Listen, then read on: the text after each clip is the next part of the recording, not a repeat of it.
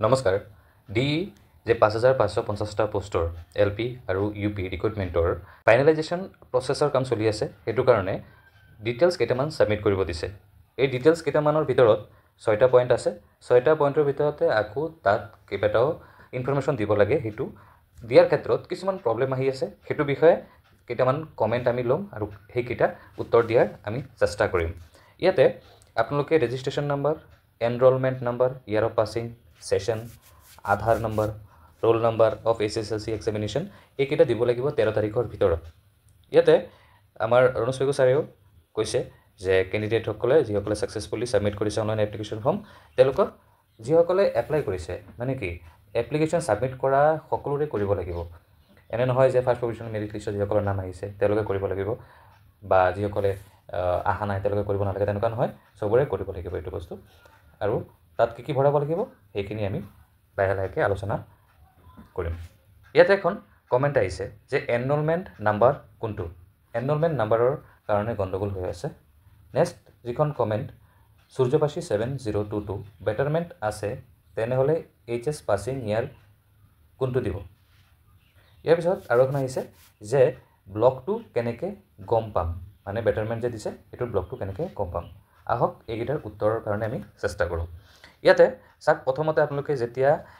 প্ৰথম ষ্টেপত যাব প্ৰথম ষ্টেপতেই থাকিব আপোনালোকৰ লগইন কৰাৰ কাৰণে আপোনালোকৰ ৰেজিষ্ট্ৰেশ্যন নম্বৰ পাছৱৰ্ড দিব লাগিব ইয়াতে প্ৰব্লেম কি হৈ আছে যে বহুতে ৰেজিষ্ট্ৰেশ্যন নম্বৰখন পাহৰিছে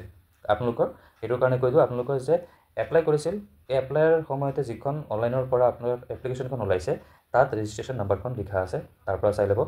আৰু যদি পাছৱৰ্ড পাহৰি গৈছে তেতিয়াহ'লে ইয়াতে তলত ফৰগট পাছৱৰ্ড কৰিব ফৰগট পাছৱৰ্ড কৰি আপোনালোকে লগইন কৰি ল'ব তাত নেক্সট এটা আমি আহি যাওঁ যে কি ডিটেইলছ সাবমিট কৰিব লাগিব আৰু ইয়াতে কেইটামান যে কনফিউজন আছে এই কনফিউজনসমূহ আমি দূৰ কৰাৰ চেষ্টা কৰিম ইয়াতে সাবমিটৰ ভিতৰত প্ৰথম যে দিয়া আছে প্ৰথমৰ যে did you pass higher secondary from a regular school or open school ইয়াতে যেতিয়া ক্লিক কৰিব ইয়াতে আহিব regular school or open school আহিব তাত আপোনালোকে এইটো ক্লিক কৰি ল'ব ৰেগুলাৰ হ'লে ৰেগুলাৰ দিব আৰু অপেন স্কুল হ'লে অপেন স্কুল দিব ইয়াৰ পিছত নেক্সট যিখন আছে higher secondary registration number enrolment number as per admit card of year uploaded HS final exam marksheet upload যেতিয়া আপলোড কৰিছিলে তেতিয়া HS ফাইনেল এক্সামৰ মাৰ্কশ্বিটৰ হিচাপে যিখন এডমিট কাৰ্ড আছে এই এডমিট কাৰ্ডত আপোনালোকৰ ৰেজিষ্ট্ৰেশ্যন নম্বৰখন লিখা আছে চাব এই ৰেজিষ্ট্ৰেশ্যন নম্বৰখন ইয়াতে ভৰাব লাগিব ইয়াতে যেতিয়া ভৰাব তেতিয়া চাব যে তাত হাইফেন আছে এই হাইফেনটো কিন্তু ইয়াতে নলয় এই হাইফেন নোলোৱাকৈ ইয়াতে ভৰাব লাগিব নেক্সট আমি আহি যাওঁ এই অপশ্যনটোত যোনটোত আছে higher secondary session as per admit card of year uploaded HS final exam marksheet আপোনালোকে যেতিয়া HS ফাইনেল ইয়াৰৰ এডমিট কাৰ্ডখন ওলাব তেতিয়া চাব তাত এই ৰেজিষ্ট্ৰেশ্যন নম্বৰখনৰ লগে লগে কিন্তু সেশনটো লিখা আছে আপোনালোকৰ ঠিক আছে এই সেশনখন ইয়াতে ক্লিক কৰিব ক্লিক কৰাৰ পিছত ইয়াতে ভৰাই দিব ইয়াৰ পিছত নেক্সট আহি যায় হায়াৰ ছেকেণ্ডাৰী ফাইনেল এক্সাম ইয়াৰ এজ পাৰ এডমিট কাৰ্ড আপোনালোকে যেতিয়া এডমিট কাৰ্ডখন চাব তেতিয়া তাত দেখা পাব যে হায়াৰ ছেকেণ্ডাৰী ফাইনেল এক্সাম ইয়াৰটো কেতিয়া হৈছে সেইখনো তাত লিখা আছে সেইখন ইয়াতে সিলেক্ট কৰি ভৰাই দিব ঠিক আছে নেক্সট আহি যাওঁ আমি ইয়াতে বেটাৰমেণ্টৰ প্ৰথমটো কথা যে বেটাৰমেণ্ট যেতিয়া দিব তেতিয়া ফাৰ্ষ্ট বেটাৰমেণ্ট যিখন দিছিলে সেইখন কিন্তু দিব লাগিব higher secondary betterment exam enter only first betterment details of marksheet which you have uploaded ঠিক আছে যদি আপোনালোকে বেটাৰমেণ্টৰ অপশ্যনটো দিছে তেতিয়াহ'লে এইখন ইয়াতে আহি যাব ইয়েছ বুলি আহি যাব আৰু select higher secondary betterment exam block ইয়াতে চাব যেতিয়া মাৰ্কশ্বিটটো ওলাব মাৰ্কশ্বিটৰ ওপৰতেই ব্লকটো লিখা থাকিব A ব্লক B ব্লক লিখা থাকিব সেই ব্লক হিচাপে আপোনালোকৰ ইয়াতে টিক কৰিব লাগিব এতিয়া ধৰক আপোনালোকে যদি 2021ত ৰিজাল্ট ওলাইছে মানে তেতিয়াহ'লে আপুনি যে এক্সাম দিছিলে এক্সামৰ সময়তে যোনটো ইয়াৰ ব্লক আছিল সেইটো আপোনালোকৰ তাত মাৰ্কশ্বিটতে লিখা থাকিব সেইটো আপোনালোকে ইয়াতে ক্লিক কৰি ভৰাব লাগিব এইটোৰ ক্ষেত্ৰত কোনো ধৰণৰ কনফিউজন থাকিলে কি কৰিব লাগিব সেইটো আমি আগত আপোনালোকক জনাই আছোঁ ইয়াৰ পিছত আহি গৈছে SOS এনৰোলমেণ্ট নম্বৰ এই যে SOS এনৰোলমেণ্ট নম্বৰখন ইয়াতে অকণমান গণ্ডগোল হৈ আছে কি হৈ আছে যে এই SOS এনৰোলমেণ্ট নম্বৰখন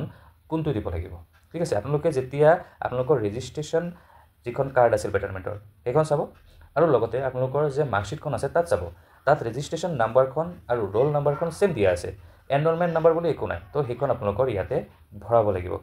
ইয়াৰ পিছত আগতে আহি আছোঁ যে যদি কোনো ধৰণৰ কনফিউজন থাকে তেতিয়াহ'লে কি কৰিব লাগিব। নেক্সট HSLC আমাৰ যে HSLC ৰোল নাম্বাৰখন আছে ইয়াতে ভৰাই দিব, ইয়াতে হাইফেন লয়, তো সেইটো কাৰণে যেনেকৈ আছে তেনেকৈ আপোনালোকে ভৰাব পাৰিব। ইয়াৰ পিছত আছে select HSLC year of passing ইয়াৰখন আপোনালোকে মাৰ্কশ্বিটত পাই যাব, তাৰ পৰা আপোনালোকে ভৰাই দিব। আধাৰ কাৰ্ডখন আপোনালোকে ইয়াতে ভৰাই দিব। আৰু আহিব ডকুমেণ্ট আপলোডৰ ক্ষেত্ৰত। ডকুমেণ্ট যেতিয়া আপলোড কৰিব তেতিয়া ইয়াতে চাওক লিখা আছে যে upload admit card of higher secondary final examination. ইয়াতে কিন্তু বেটাৰমেণ্ট লিখা নাই, ইয়াতে আপোনালোকে দিব লাগিব হায়াৰ ছেকেণ্ডেৰী ফাইনেল এক্সামিনেশ্যনৰ যিখন এডমিট কাৰ্ড আছে সেইখন আপোনালোকে PDF বনাব লাগিব, আৰু PDF হ'ব লাগিব 300 KB বা 300 KB তলত। আপোনালোকে চেষ্টা কৰিব 300 KB তলত যাতে থাকে, ওপৰত হ'লে কিন্তু আপলোড নহ'ব। ইয়াৰ পিছত যদি কোনো ধৰণৰ অসুবিধা থাকে, যদি ক্লিয়াৰ কৰিব পৰা নাই আপোনালোকে, বা ক'তো আপোনালোকে সেইখন ৰেজাল্ট পোৱা নাই, বা বহুতকেইটা ভিডিঅ' চাইছে, বা আপোনালোকে বহুত চিন্তা কৰিছে আৰু আপোনাৰ ডকুমেণ্টখিনি চাইছে, যদি কোনো ধৰণৰ যদি বেছি কনফিউজন থাকে, আপুনি ক্লিয়াৰ কৰিব পৰা নাই, তেতিয়াহ'লে ইয়াতে দিয়া আছে যে আপোনালোকক কি কৰিব লাগিব। আপোনালোকে কৰিব লাগিব মেইল। আপোনালোকৰ মেইল নাম্বাৰটো কি দিয়া আছে DEE recruitment 2023 part 2@gmail.com। আপোনালোকে জিমেইলত গৈ আপোনালোকে আপোনাৰ যি কুৱেৰি আছে এইখন লিখিব, ভালকৈ ধুনীয়াকৈ লিখিব, লিখি পেলাই ইয়াতে আপোনালোকে মেইল কৰি দিব। মেইল কৰাৰ পিছত আপোনালোকে তাৰ ৰিজাল্ট, কাৰণ ইয়াতে মাত্ৰ সময় নাই, 13 তাৰিখ লাষ্ট ডেট, তো এইটো কাৰণে মেইলৰ ৰিপ্লাই আপোনালোকে পাই যাব। আৰু যদি নাপায় তেতিয়াহ'লে ট্ৰাই কৰিব আকৌ মেইলে এবাৰ কৰিবৰ কাৰণে, কাৰণ কি ঠিক আছে বহুতকেইটা মেইল আহিব। মেইল যদি হঠাৎ যদি তেওঁলোকৰতো 100% ট্ৰাই কৰিব, যদি কোনোবা কাৰণতে যদি মিছ হৈ যায় তো সেইটো কাৰণে আপোনালোকে এইটো ট্ৰাই কৰিব। আৰু যদি আপোনালোকৰ কণ্টেক্ট নাম্বাৰখন আছে তাত এবাৰ কণ্টেক্ট কৰি নিশ্চয় চাব পাৰে। তো আপোনালোকৰ যদি বেলেগ কিবা যদি কুৱেৰি থাকে নিশ্চয় কমেণ্টত জনাব,